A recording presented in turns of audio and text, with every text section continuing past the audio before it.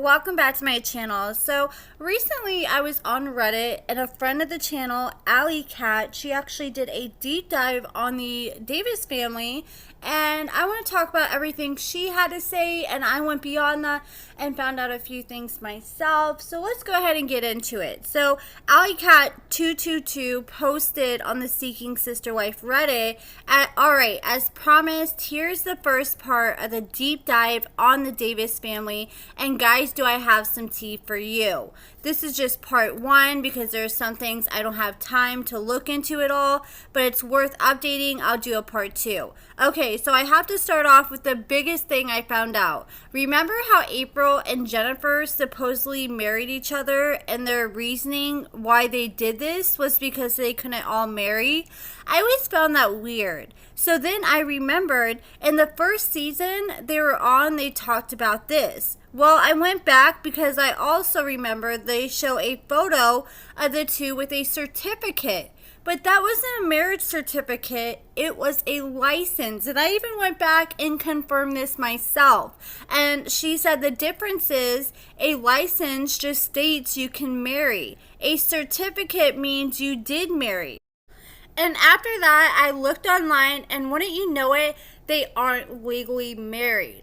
Another article had come up when I was looking for this, and they had been quoted saying, still, the Davises hope that one day they'll each be able to marry one another and not have to worry about cobbling together their own legal protections. In the meantime, at least one other segment of the population is wondering when or if they'll ever get the right to marry.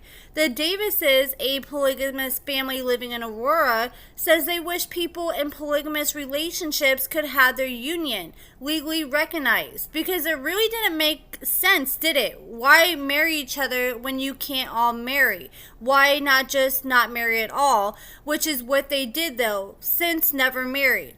Also, the girls had said, we changed our last names to Nick so we could just feel like a family. That's the extent of that. I don't think Nick ever wants to be legally tied to anyone, not just commitment reasons, but also due to income and taxes. The girls also never had a ceremony, making it easier to just use that as the excuse. And I did look into this, and I could not find no record of a marriage certificate either. Then Alley Cat starts talking about Jasmine. As I talked about in my last video about the Davis family, a lot of people are questioning their whole storyline after they found out that they have known Jasmine since 2021, after these pictures came out on Reddit that April posted. And people are like, okay, well, what's going on? Is this like filmed years ago? But we know this was just filmed in summer of 2023 last year, because Vera is a year old and Vera wasn't born until 2022. So Alley Cat explains the timing, and she explains what she believed happened with Jasmine. This is just pure speculation on her part, but she says, I think part of the reason Jasmine left them around that time was because of the new baby coming in. I do actually believe they tried bringing her back to actually date, but they're pretending not to know her because it sounds more interesting to say, here's a new girl, instead of we actually know her. I also think the reason why Danielle is worried about this is because they knew her already, and she's on thin ice with everyone for having left, which that would make a lot of sense. I think that is a good possibility. I was watching a lot of interviews that the Davis family has done yesterday while I was doing my own deep dive, and I came across an interview where Nick was asked, well, do you date black girls? We never see you with any black girls. And he says, yes, actually I've dated quite a few, but all of them refuse to be on TV. And he claims that there's a lot of potentials they dated that just didn't want to be on TV. And here's more of what Alley Cat had to say. She said, another thing I found interesting was the fact that everyone is on the deed for the new house except Danielle. This is a big reason for why she probably kept the apartment still, as she isn't exactly entitled to anything and was, in my opinion, reasonable in keeping a place in the case of it not working out. I do, however, believe that they probably wanted some of her income to go towards the place though.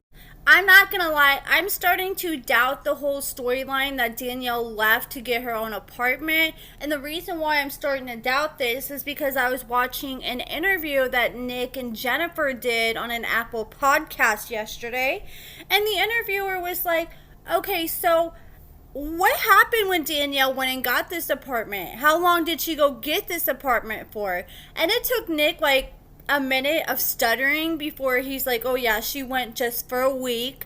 And the interviewer was like, okay, well, what happened? I need to know the details. Like, was she able to get out of her lease? How much did she have to pay for canceling her lease early? Did she have to pay like 2-3 months worth of rent to cancel her lease? She wanted to know all the details. And Jennifer and Nick were like stuttering over their words and struggling to answer, and it took them like a good 30 seconds to finally come up with an answer. And Nick was like, yeah, we had some penalties. And she's like, well, what exactly? I want the specifics. And he's like, I'm just gonna say there are some penalties. And it's like, okay, then why can't you go into the specifics? Like, I know, it's not everyone's business, your finances, but I would just be like, okay, we had to pay a few months, I had to deal with it, that's it. But the fact he didn't want to go in the specifics kind of just made me question if this even happened to begin with.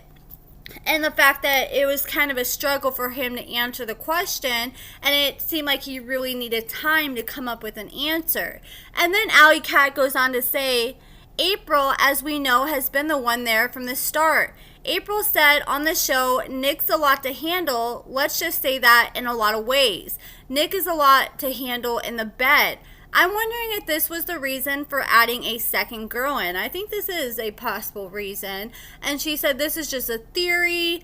I think that, he just wants a vigorous sex life and he needs multiple women to keep up with him. Then she explains a few other things like the hot tub and what she thinks, what religion they may possibly follow due to a few clues. You guys can read that if you'd like. But now I just want to talk about a few things I found out while I was doing a deep dive on these two. So Nick apparently has been living this polygamous lifestyle since high school. He was asked in an interview, when did he realize that he wanted to have multiple women? And he said back in high school when he would, start liking a girl and a girl would want to date him. Nick said he would tell these girls, like, look, we can date, but I'm probably not going to be an ideal boyfriend because I want other women in my life. So he said he learned that at an early age, just when he was in high school. Nick said that he didn't really know what polygamy was back then.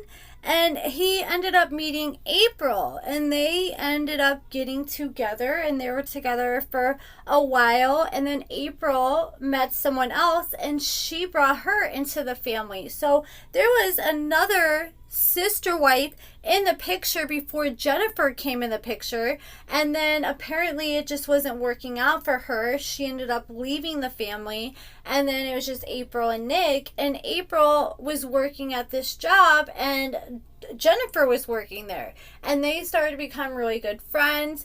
Jennifer was learning how April lives her life and how she operates, and April ended up inviting Jennifer over to her home one night to hang out. So Jennifer comes over, they're hanging out, they're having a good time. Next thing you know, Nick walks through the door, and then April and Jennifer and Nick all hung out, and Jennifer said it was like really organic, it felt natural. And then at the end of the date, I guess April was like, well, we want you to be a part of this. And Jennifer said that she was all in. Jennifer said that things were smooth and easy, and she said once she found out that Nick and April wanted to seek another potential wife, she struggled with that just like Danielle did, because she's like, well, things are going perfectly fine now, and we bring someone else in the picture that's different energy, and we have to deal with their ups and downs. The Davis family has had their fair share of criticism for choosing to let Nick stay at home while all the wives are outside working. And someone asked them, like, why do they allow that? They're like, you deserve a man to help you, not live high life while you're all out working. And Jennifer says he helps us in ways that no one else can. And then April jumped into the picture and she said, I decide how I want to live my life and I have fun every single day. We are all highly educated, know our worth, and we can leave at any time if we wanted to. We don't care what society says our family should be. In fact, we crack up laughing at all the people that get so mad about it. It must be miserable to be miserable all the time. Someone else tagged April and said, Jennifer said you ladies want Nick to stay home and do whatever he wants. You're saying there's value to Nick being at home because he takes care of the house? Which is it? It can't be both.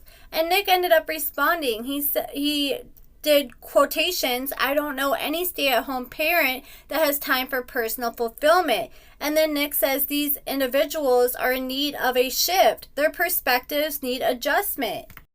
Then Jennifer responded, we understand that most women are dependent on their spouse for financial stability and are unable to provide a life of comfort for their husbands. That's nothing to be ashamed of. So that is pretty much everything I could find on my deep dive search into the Davis family. I'm going to look more and see if there's anything else I can find. None of them had any criminal histories or anything like really jarring that they've done. It was just a lot more about their backgrounds and what Alley Cat had to say. So shout out to her.